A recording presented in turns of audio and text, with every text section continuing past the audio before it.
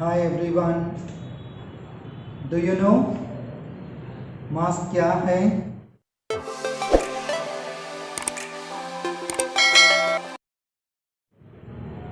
First and foremost हमारी सेहत की हिफाजत, सेफ्टी और वेलबींग ऑफ द सोसाइटी।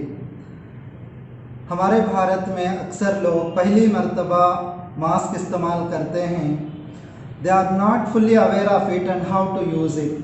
इससे पहले हम अलग अलग different kinds of the mask जान लेते हैं। जिस तरीके से इस मास्क को कहते हैं कि सर्जिकल मास्क, जो आम आदमी पहन सकते हैं। तो दूसरा N95 मास्क है, 97 N100 मास्क और FFP1, FFP2, FFP3 अलग अलग मास्क होते हैं जो रेस्पिरेटर्स कहते हैं। और कभी N95 मास्क में ये एक्सलेशन वॉल्व कहते हैं, तो ये भी मौजूद रहता है इसमें। तो फिर दूसरा मास्क होता है कपड़ों का, जो फैब्रिक मास्क, स्पॉन्ज मास्क होता है। और भोपाल में हमारे प्रधानी उनके चेहरे का भी एक मास्क बनाकर बेचते हैं, मगर हमारे प्रधानी रुमाली यूज़ इस्तेमाल करते हैं, वो भी ठीक है। और दूसरा how to use it and how to take off the mask, ये बहुत ही इम्पोर्टेंट सब लोगों के लिए हैं। और सबसे पहले हम लोग मास्क इस्तेमाल करने से पहले हम लोग अच्छी तरह से हाथ धो लें, या फिर अगर हमारे पास सैनिटाइजर्स हो तो फिर इस चीज़ को इस तरीके से भी या इस तरीके से इस्तेमाल कर लो। तो फिर ऐसा अगर 20 सेकेंड्स तक अगर इस्तेमाल कर लेंगे तो उसके बाद मास्क आप इस्तेमाल कर सकते हो। फिर आप स्टरलाइजेशन मास्क ले लीजिए। लेने के बाद जो कलर वाला होता है वो सामने होना चाहिए, और जो वाइट कलर होता है वो अंदर के हिस्से में होना चाहिए। यहाँ पे आप जानते हो, यहाँ पे एक रबर बैंड होता है। इस बैंड के ऊपर के तरफ, नाक के ऊपर के तरफ आना है, और ये ईयर लोब्स या स्ट्रिंग्स को आप कान के पीछे लेकर चले जाइए। फिर उसके बाद इसको ऊपर कर लो नाक के ब्रिज के ऊपर, और ये 3 लेयर का मास्क है, इस मास्क को नीचे कर लो। फिर जो नोज का बैंड है इसको आप प्रेस कर दो ताकि अच्छी तरह से ये नाक के ब्रिज के ऊपर बैठ जावे। तो फिर आप मेक श्योर कि आपका जो मास्क कहीं ना कहीं होल ना हो, या फिर फटा हुआ ना हो, या फिर इस तरीके से पूरी तरह से मास्क पैक हो अपने चेहरे के लिए। फिर आप काम में लग सकते हो, कुछ भी काम कर रहे हो तो फिर करने के बाद फिर आप मेक श्योर आप ये जो बॉडी होती है मास्क का, इसको हम टच नहीं करना, यानी हाथ नहीं लगाना चाहिए। अगर हाथ लगाना है तो फिर आपको सैनिटाइजर्स यूज़ करना है। फिर करने के बाद फिर आप इसको हाथ छी सकते हो, या वरना आपने इसको हाथ नहीं लगाना चाहिए। इस्तेमाल करने के बाद अगर निकालना चाहते हैं तो फिर इस चीज़ को, ईयर लोब्स को निकालो। फिर निकालने के बाद क्लोज डस्टबिन पे आप इसको फेंक दो। और ये जो सामने का हिस्सा है कभी इसको हाथ नहीं लगाना, और फेंकने के बाद साबुन से हाथ धो लो, या फिर आपने सैनिटाइजर्स वापस यूज़ करके फिर आप क्लीन कर लिया करो। तो ये जनरल प्रोसीजर। और जो रेस्पिरेटर्स होते हैं और जो एक्सलेशन वॉल्व्स होते हैं, तो इसका भी तरीका इसी तरीके से है। इस बैंड को, ईयर बैंड को ऊपर के तरफ से लगा लो, और मेक श्योर आपका जो ईयर नोज का ब्रिज है उस ब्रिज के ऊपर ये लगे रहें, और नीचे का हिस्सा भी पूरी तरह से बंद रहे। तो इसमें अगर आप नहीं करते, इससे नुकसान भी हो सकता है। और याद रखिए, 3 साल के कम उम्र वाले बच्चे मास्क इस्तेमाल करना उनके लिए बेहतर नहीं है, और हुकूमत भी 3 साल के कम उम्र वाले बच्चों को इस्तेमाल करने की इजाज़त भी नहीं देती है।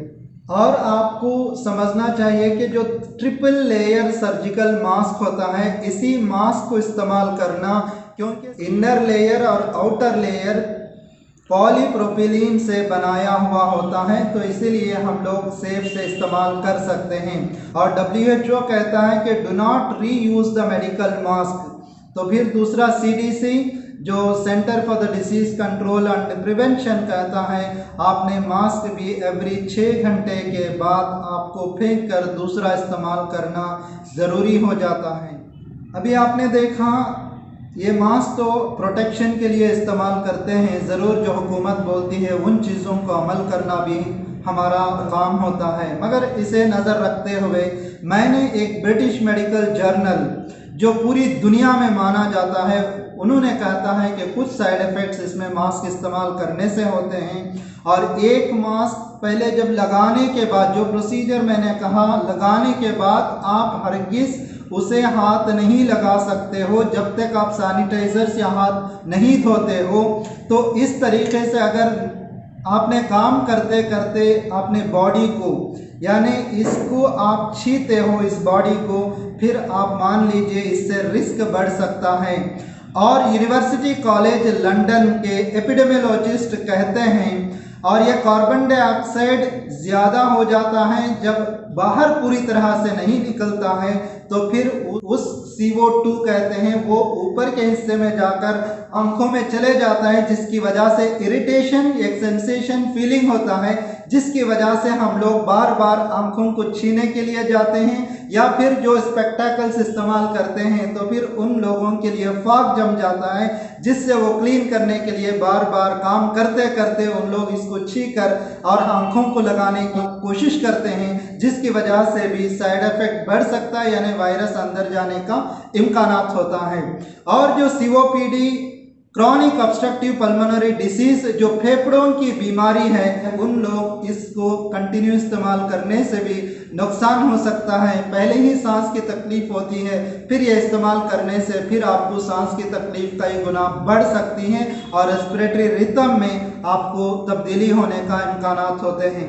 वर्कर्स होते हैं, तो फिर इन लोगों ने जो धूप में काम करते हैं, बारिश में काम करते हैं, पसीना छूटता है, जिसकी वजह से मास्क भीग जाता है, वैसा ही उन लोग कंटिन्यू काम करते रहेंगे, जिसकी वजह से नुकसान भी हो सकता है।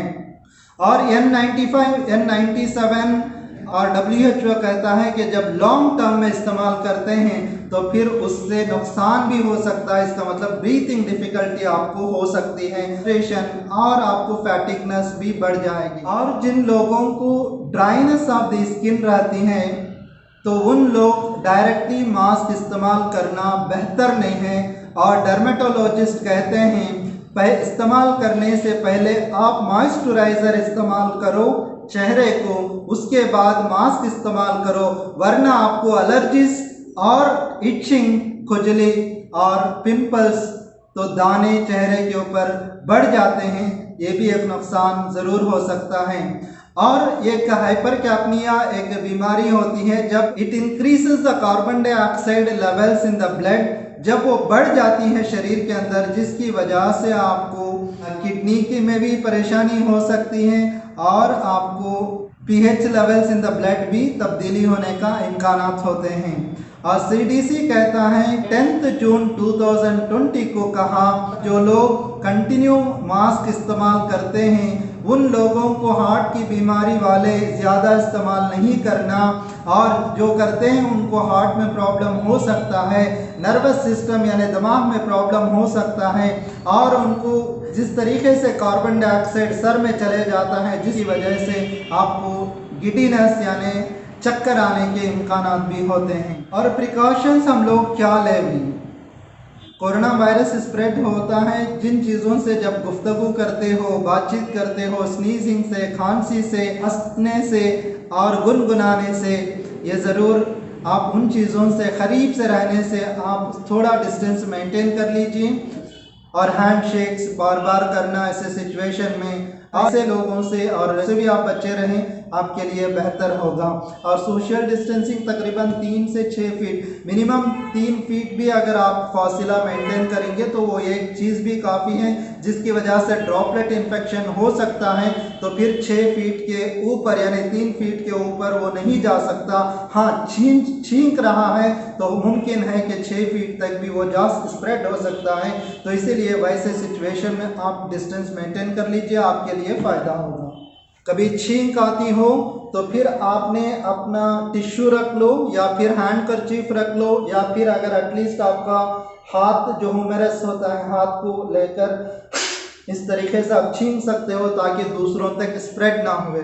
और अभी इस चीज़ों को सामने रखते हुए फिर मैं कुछ चीज़ें भी बताना चाहता हूँ जो चेस्ट फिजिशियन कहते हैं। जब ऑक्सीजन आप पूरी तरह से अंदर नहीं लेते तो फिर आप कार्बन डाइऑक्साइड भी छोड़ रहे हो। एक तो अंदर लेना मुश्किल हो रहा है और बाहर छोड़ते हो वो चीज़ भी बाहर नहीं जाती, तो फिर वही चीज़ कार्बन डाइऑक्साइड जो वेस्ट प्रोडक्ट होता है वो अपने शरीर के अंदर चले जाता है। मिसाल के तौर पर जब कंटिन्यू मैंने सर्वे किया लोगों से, जब ये इस्तेमाल करते हैं तो तकरीबन 10 घंटे भी इस्तेमाल करने वाले हैं, 1 घंटे से लेकर 12 घंटे तक लोग कंटिन्यू मास्क इस्तेमाल करने वाले भी हैं। जब खाने के लिए कुछ ही वक्त अगर छोड़कर बाकी वक्त कंटिन्यू इस्तेमाल करते हैं। बता दिए कि हाँ इस्तेमाल करना है प्रोटेक्शन के लिए, ज़रूर आप कीजिए, लेकिन कंटिन्यू इस्तेमाल करेंगे तो फिर आपको वो कार्बन डाइऑक्साइड नाक के अंदर यानी फिर आँखों के अंदर चले जाएगा, सर के अंदर जाएगा, तो जिसकी वजह से सर में दर्द हो सकता है, थकान हो सकती है और चक्कर आ सकती है, आपको आँखों में इरिटेशन हो सकता है। जब सांस के अंदर चले जाती है तो फिर ब्रीथिंग डिफ़िकल्टी। अस्थमा पेशेंट्स तो ऑलरेडी बहुत सारे हैं, अगर हम कंटिन्यू इस चीज़ को इस्तेमाल करते रहेंगे तो फिर मैं समझता हूँ कि अस्थमा पेशेंट्स के लिए यानी अस्थमा बीमारी के लिए हम दावत दे रहे हैं कि आप अटैक हो जाओ।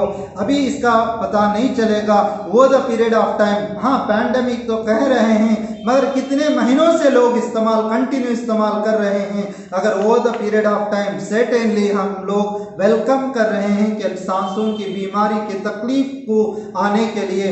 इसीलिए मैं चाहता हूँ तो ये हो सके तक जितना कम इस्तेमाल करें फ़ायदा होगा।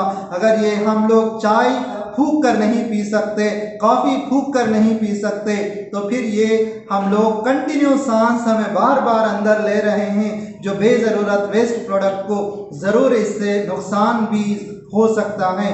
फॉरेस्ट डिपार्टमेंट ने कहता है ट्रीज पैदा करो हर एक घर में ताकि अच्छी ऑक्सीजन और बारिश मिले, लेकिन हमने उस ऑक्सीजन को मास्क लेकर हमें बंद कर रहे हैं, तो ये भी बेहतर नहीं है। और बहुत सारे मुल्क जैसा कनाडा में आंदोलन हुआ, इंग्लैंड में, जर्मनी में, तो फिर यहाँ पे जितने 8 अगस्त 2020 को प्रोटेस्ट हुआ, मैक्सिमम हम लोग मास्क इस्तेमाल नहीं करेंगे, सोशल डिस्टेंस मेंटेन नहीं करेंगे, तो फिर हम लोग इसी तरीके से जीना चाहते हैं करके 20 लाख लोग जर्मनी में 8 अगस्त को उन्होंने प्रोटेक्शन किया। और 15 अगस्त को वुहान से जो ये वायरस पैदा हुआ कहते हैं, तो वही वुहान में 40,000 लोग एक इकट्ठा जमकर बगैर मास्क इस्तेमाल करे के मास्क गैदरिंग हुई और उन्होंने सेलिब्रेशन किया। स्विट्ज़रलैंड में मास्क इस्तेमाल करने के लिए जुर्माना है, इस्तेमाल नहीं कर सकते, आराम से लोग घूम रहे हैं बगैर मास्क इस्तेमाल करे के।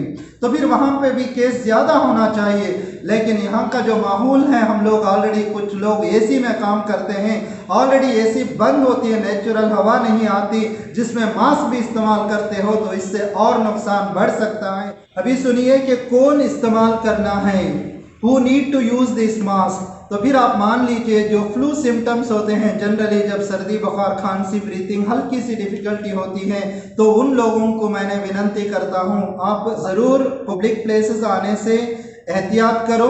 जब वक्ती तौर पर ज़रूरत है तो इस्तेमाल कर लीजिए, उसके बाद फिर उस चीज़ को निकाल दीजिए। और जो लोग देखभाल करते हो कोविड केसेस के लिए और जो भी वायरस कंडीशन है वैसे पेशेंट के लिए, तो फिर उन लोग इस्तेमाल कर लो, या फिर हेल्थ वर्कर्स होते हैं तो उन लोग जो प्रोफेशनल होते हैं इस्तेमाल कर लीजिए। जैसा PFF1 है, PFF2, PFF3, लेकिन ये बहुत ही एक्सपेंसिव होते हैं, जिससे एक पैंट शर्ट आ जाएगा हमारा, इतना महंगे होते हैं, इतने महंगे हम लोग जनरल पब्लिक भी इस्तेमाल नहीं कर सकते हैं। नॉन कम्युनिकेबल डिसीजेस होते हैं, तो वैसे जो कम्युनिकेबल डिसीजेस होते हैं ऐसे सिचुएशन में आप ज़रूर इस्तेमाल कीजिए, जैसा कि हेपेटाइटिस हो गया, TB हो गया, मीजल्स हो गया, रैबिस हो गया, पेटोसिस हो गया, तो ऐसे कंडीशन में आप ज़रूर इस्तेमाल कर लो। जो नॉन कम्युनिकेबल डिसीजेस होते हैं, जो किडनी डिसीज होती हैं, डायबिटीज़ और हार्ट प्रॉब्लम होता है, और दूसरा कैंसर होता है, अल्जीमर्स डिसीज़ होता है, तो ऐसे सिचुएशन में आप कंटिन्यू मास्क इस्तेमाल करना आपके लिए बेहतर नहीं। अभी मैंने गवर्नमेंट से यानी हुकूमत से विनती करता हूँ, जो मास्क से जितना फ़ायदा हो रहा है पॉजिटिव इफेक्ट से मैं समझता हूँ नेगेटिव इफेक्ट ज़्यादा हो रहा है। WHO खुद कहता है mask can not protect the कोविड-19, आपने थोड़ा डिस्टेंस मेंटेन कर लो, और healthy persons should not use the mask. और आप मान लीजिए जो स्पॉन्ज मास्क यूज़ करते हो और जो फैब्रिक मास्क यूज़ करते हो, लेकिन इसमें 0% वायरस का प्रोटेक्शन है, वायरस प्रोटेक्ट नहीं कर सकते। वायरस बहुत ही छोटा होता है, 100 नैनोमीटर। तो फिर इससे आप लोग मास्क इस्तेमाल करने से वायरस प्रोटेक्शन पूरी तरह से नहीं कर सकते। जो कोविड पॉजिटिव होता है और ये सिम्टोमेटिक होता है, 80% केसेस जो केसेस आप बढ़ते जा रहे हैं, अब हर एक दिन अखबार में आती है केसेस इतने हजार बढ़ गए। जो cases positive is different from the totally sick people, लेकिन इसमें आप मान लीजिए 80% ऑफ द पॉजिटिव केसेस ये सिम्टोमेटिक हैं, तो फिर आप मान लीजिए क्यों आप लोग इतना चिंता करते हो। मैं समझता हूँ अगर इतनी खतरनाक कोविड है तो फिर अगर ये सिम्टोमेटिक 80% है तो फिर हम लोग इस चीज़ को फोबिया क्यों क्रिएट कर रहा है, इस लोगों को परेशानी क्यों करना है। तो अगर इतना खतरनाक नहीं है तो फिर हम लोग परेशान भी नहीं होना चाहिए और लोगों को परेशान करना भी नहीं चाहिए। सिर्फ हम लोग अवेयरनेस देना है कि भाई इस तरीके से सोशल डिस्टेंसिंग हल्का कर लीजिए, अगर मास्क इस्तेमाल करना है या नहीं इस्तेमाल करना है उसके ऊपर छोड़ दो, अगर उसे मैक्सिमम प्रोटेक्शन चाहिए तो इस्तेमाल करने दीजिए। अगर गलत इस्तेमाल करके उससे नुकसान हो रहा है उससे बेहतर मैं समझता हूँ मास्क इस्तेमाल ही नहीं करेंगे तो और बेहतर होगा। और हमारे अंदर एक डर अंदर मौजूद है, वो डर भी निकल जाएगा। अगर मास्क नहीं होगा तो आराम से लोग जी सकते हैं। और जो RT-PCR जो टेस्ट कर रहे हैं, तो मैं समझता हूं कि इतने एक दिन में इतने हजार हमने कोविड टेस्ट किया, तो मैं मान लीजिए अगर 135 करोड़ में बच्चे अगर निकाल देंगे, तकरीबन 100 करोड़ लोगों को अगर टेस्ट करना है तो तकरीबन 15 से 17 साल पूरी लगेंगे पूरे हिंदुस्तान के लोगों को कोविड टेस्ट करने के लिए। लेकिन करते करते हुकूमत भी थक जाएगी, मगर एक दिन छोड़ देगी वो। लेकिन ऐसा अगर है तो फिर हम लोग कुछ प्रोपोगेट क्यों कर रहे हैं। कोई पुलिस डिपार्टमेंट चले गए, कोई कॉरपोरेट कंपनी चले गए, जिस जगह 5000 लोग काम कर रहे हो उन सब लोगों को कर रहे हैं। तकरीबन 1000 लोगों में अगर 10 लोग को पॉजिटिव आ गया तो फिर आप लोग कहते हो कि हाँ उनको पॉजिटिव। अगर अच्छी तरह से वो काम कर लेकर जी रहे थे, मगर उनके लिए हम लोग क्यों 1000 लोगों के लिए एक माहौल पैदा करना कि इसके लिए आप करना है। और इसके लिए बगैर दवा के आप घर बैठे भी इलाज मुकम्मल हो जाएगा। ये common influenza like illness flu है, मगर इसके लिए हम लोग डरने की इतनी ज़रूरत नहीं है। मगर जैसा कि मैंने कहा था, ब्रिटिश मेडिकल जर्नल ने कहता है अगर कोमॉर्बिडिटी अगर छोड़ देंगे, मगर इसका मॉर्टालिटी रेट 0.1% है। अगर 1000 लोगों में 1 या 2 लोग मरने के चांसेस होते हैं, तो फिर इतना अगर कोमॉर्बिडिटी होती है तो फिर मोर्टालिटी रेट बढ़ जाती है। मगर ऐसा अगर नहीं है तो फिर ये कॉमन इन्फ्लुएंजा लाइक इलनेस है, तो फिर इसमें हम लोग ज़्यादा डरने की ज़रूरत नहीं है। और लोग पार्क में जाते हैं तो पार्क में जो वॉकिंग करते रहते हैं और कभी सैर करते रहते हैं, तो उनके लिए आपने बीपी चेक करते हो, फिर शुगर टेस्ट करते हो। जब बंदा आराम से वो, लेकिन हमारा इंडिया का भी एक माहौल बन गया है ना, जब बीमार होने के बाद ही हम लोग वॉकिंग को जाते हैं, उससे पहले हम लोग जाते ही नहीं पार्क को वॉकिंग करने के लिए हो, फिजिकल एक्सरसाइज तो ये तो हमारा नील है। लेकिन जब दूसरे मुल्क ममालिक में देखिए, जब उनको हम पूछते हैं भाई आप क्यों पार्क में आकर जॉगिंग कर रहे हो, वॉकिंग कर रहे हो, एक्सरसाइज कर रहे हो, वो बोलता है कि मैंने फिटनेस चाहिए मुझे, इसीलिए मैंने कर रहा हूँ। मगर हमारे मुल्क में बीमारी आने के बाद फिर वो प्रिवेंशन के लिए वो पार्क को जाता है। मगर ऐसा लोग जाकर फिर उसे बीपी टेस्ट करते हैं कुछ लोगों के लिए, या कभी बंदा अगर ऐसा ही आ गया फिटनेस के लिए, उसको टेस्ट करके फिर बीपी थोड़ा बहुत अगर 10-20 बढ़ गई तो फिर आपने कह देते हैं कि आपको बीपी बढ़ गया है, तो फिर उसको हमेशा सील मार देते हो। तो फिर आप बीपी पेशेंट हो, अपने फिजिशियन के पास जाकर हमेशा के लिए मेडिसिन ले लो। लेकिन डायबिटीज हो, बीपी हो, मैं समझता हूँ वक्ती तौर पर एक्सीडेंटली ज्यादा हो सकता है, मगर 1-1 घंटे में भी आपकी बीपी शुगर में वेरिएशन हो सकता है। आज जो रहा वो कल नहीं हो सकता।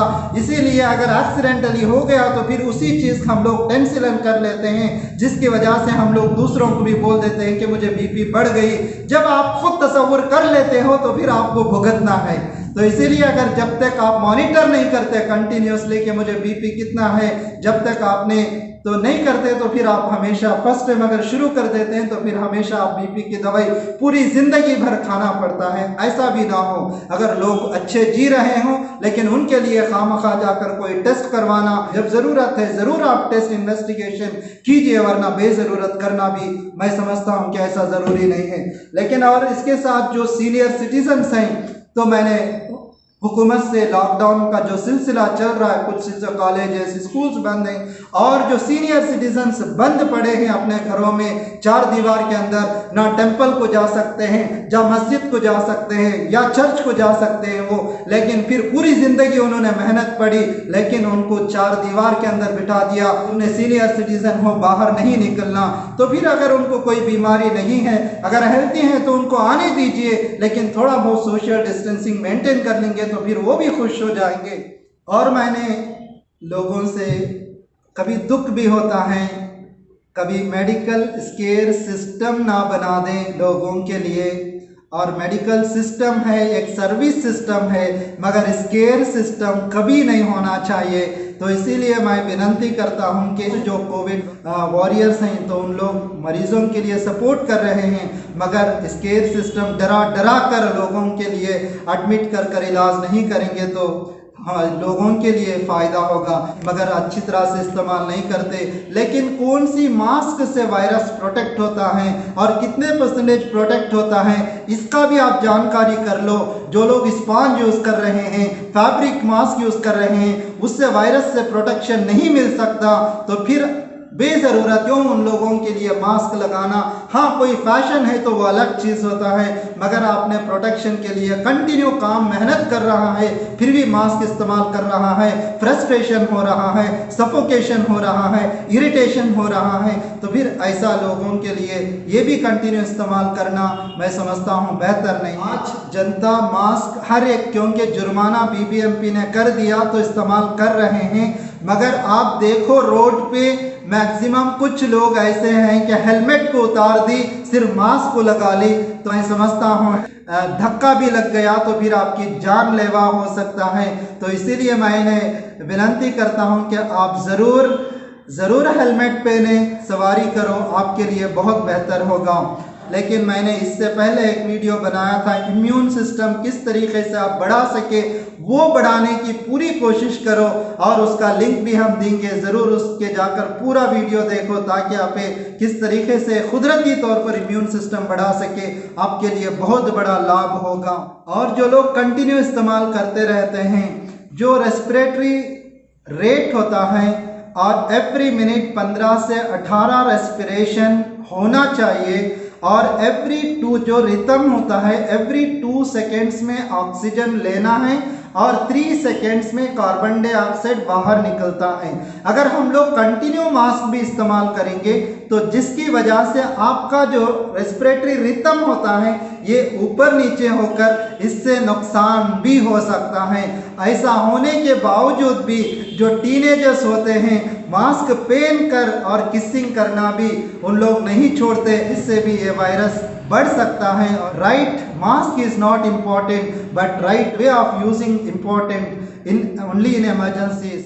और मैंने गुजारिश करता हूँ जो इम्यूनोलॉजिस्ट हैं, वायरोलॉजिस्ट हैं, एपिडेमियोलॉजिस्ट हैं, इन तीनों मिलकर यूनिटी होकर अगर प्रॉपर गाइडलाइंस तो दे रहे हैं, मगर यूनिटी होकर अगर गाइडलाइंस गवर्नमेंट को देंगे, और इससे उन लोग भी बेहतर जानते हैं कि फिर ये जो पैंडमिक कह रहे हैं ये रियल पैंडमिक है या जस्ट इन्फ्लुएंजा लाइक इलनेस है। इतने लोग तकरीबन 700 से 800 करोड़ लोग पूरी दुनिया में परेशान हैं। इन तीनों लोग मिलकर इकट्ठा होकर अगर प्रॉपर गाइडलाइंस अगर दुनिया के लिए देंगे, लेकिन ये लॉकडाउन ख़त्म हो जाएगा और ये मास्क का सिलसिला ख़त्म हो जाएगा, और इंसान को दुनिया में खुदा ने पैदा किया और आसानी से सांस लेने के लिए दरख्तों के ज़रिए से, मगर हमने उसको छुपा कर हमारी तबीयत में ख़राबी फ्यूचर में हो सकती हैं। तो इसीलिए मैंने गुजारिश करता हूँ आप फर्दर इम्यूनिटी भी बढ़ा लीजिए। और आप किस तरीके से इम्यूनिटी भी बढ़ा सके, जैसा कि टर्मरिक होता है, बहुत ही आयुर्वेदा में एक बहुत बड़ा फिलॉसफी इसका होता है। अगर 5 ग्राम हर एक दिन में टर्मरिक आप इस्तेमाल करेंगे, पहले टर्मरिक इस्तेमाल कर लो, उसके बाद कुनकुमा पानी और मुंह में डालकर आप पी लीजिए, तो जिससे आपको मैक्सिमम इस बीमारी से या फिर इस इन्फ्लुएंजा लाइक इलनेस से आप इससे छुटकारा पा सकते हो। और नेचुरल तरीके से किस तरीके से हमारी बीमारी को ख़त्म कर सके, जैसा Mahatma Gandhi father of India, उन्होंने जब 1915 में स्वाइन फ्लू आया था, उस फ्लू के टाइम पर गुजरात में भी इसका बहुत सारे लोग पीड़ित हुए थे। फिर महात्मा गांधी जी ने अपने फास्टिंग के ज़रिए से और लिक्विड डाइट के ज़रिए से अक्सर लोगों को उन्होंने इलाज किया और बग़ैर डेथ रेट, मोर्टालिटी रेट के उन्होंने शिफा किया नेचुरोपैथी सिस्टम ऑफ ट्रीटमेंट से। इसीलिए मैं चाहता हूँ कुदरती में सब कुछ मौजूद है, उन चीज़ों को इस्तेमाल करके आप सेहत कामयाब हो, बीमार मत पड़ना, अच्छे से हमेशा रहना।